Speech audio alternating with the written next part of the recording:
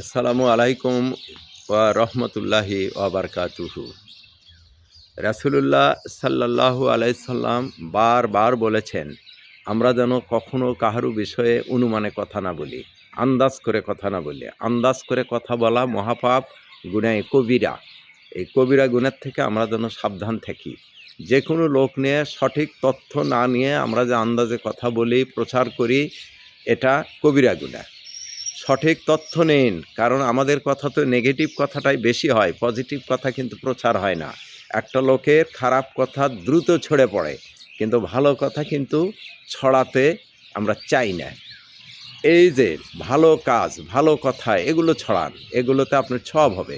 কিন্তু নেগেটিভ কথা ছড়ে দিয়ে আন্দাজে একটা কথা বলে কাকুলে অনুমানে কথা বললেন, এটা রাসূলুল্লাহ সাল্লাল্লাহু আলাইহি সাল্লাম বারবার নিষেধ করেছেন যে আপনারা আন্দাজে অনুমানে কারো নেগেটিভ সাইড কথা বলবেন না। এটা হলো বড় একটি পাপ, গুনাহে কবিরা। গুনাহে কবিরা গুনাহ। শোনা কথা আপনি বলবেন, শোনা কথা যিনি বলেন তিনি মিথ্যাবাদী।